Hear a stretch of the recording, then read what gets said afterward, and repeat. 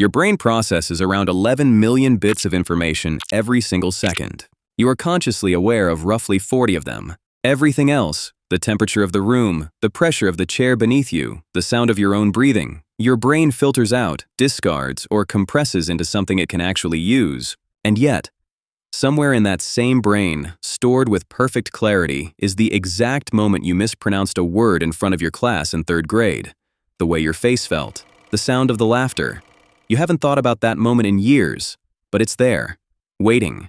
Meanwhile, you cannot tell me what you had for breakfast 3 days ago. That is not a malfunction. That is your brain working exactly as designed, and once you understand why, you'll never think about memory the same way again. Most people think of memory like a filing cabinet. You experience something, it gets recorded, filed away, and retrieved later when you need it. That model is wrong. Memory is not a recording system. It is a survival system. Your brain doesn't store everything equally because everything is not equally important to your survival. It stores what it needs, and it stores it in proportion to how emotionally significant that moment was when it happened. This is the work of a small, almond-shaped structure deep in your brain called the amygdala. The amygdala is your brain's emotional alarm system. Every experience you have passes through it. And when the amygdala detects something emotionally significant, fear, excitement, shame, joy, or threat, it sends a signal that essentially says, pay attention. This one matters. Remember this. That signal triggers the release of stress hormones, particularly norepinephrine and cortisol, and those hormones act directly on the hippocampus, the part of your brain responsible for converting short-term experiences into long-term memories. The stronger the emotional signal, the stronger the memory encoding. Breakfast on a Tuesday has almost no emotional weight. Your amygdala barely registers it. No alarm fires. No hormones flood the hippocampus. But public humiliation? Your amygdala lights up like a fire alarm. Every biological process involved in memory formation goes into overdrive. That moment gets burned in. So why embarrassment specifically? Why does your brain seem to cling to negative memories more stubbornly than positive ones? The answer goes back further than you might expect. Further than psychology. Further than neuroscience. It goes back to the savanna. For the vast majority of human existence, the consequences of making a social mistake were severe. Being rejected by your group meant reduced access to food, protection, and reproduction. In a world without hospitals, police, or supermarkets, social belonging was survival. Your brain evolved to treat social threats with the same urgency as physical ones. This is called negativity bias, and it runs deep. Studies consistently show that negative events have roughly 3 times the psychological impact of positive events of the same magnitude. Your brain is not being irrational, it is being ancient. And here is where it gets interesting. Negative memories don't just get stored more strongly, they get rehearsed more frequently. Every time you involuntarily replay that embarrassing moment, lying awake at 2 a.m. or suddenly cringing in the shower, you are actually strengthening the memory further. Each retrieval re-encodes it, makes it more vivid, more accessible. The brain mistakes repetition for importance. The more you remember something, the more important your brain decides it must be. So what about breakfast?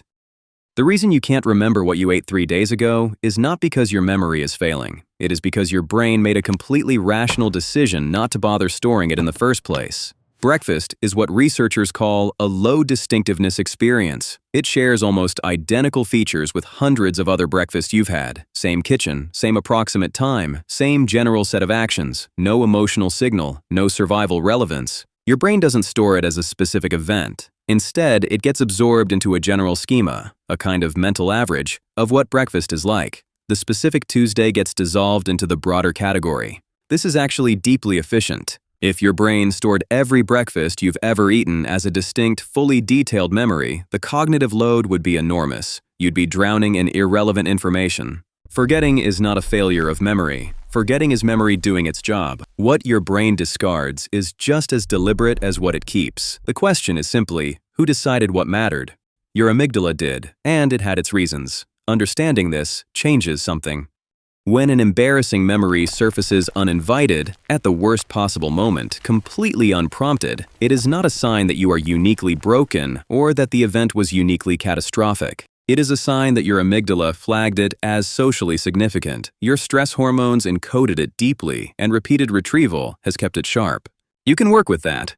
Research in memory reconsolidation, the study of how memories are restored each time they are retrieved, suggests that memories are not fixed objects. Every time you recall a memory, it briefly becomes unstable. It can be modified before it is re-encoded. This is why therapies like EMDR work. It is why deliberately recalling a painful memory in a calm, safe environment, rather than avoiding it, can gradually reduce its emotional charge. You are not erasing the memory. You are re-encoding it with less threat attached.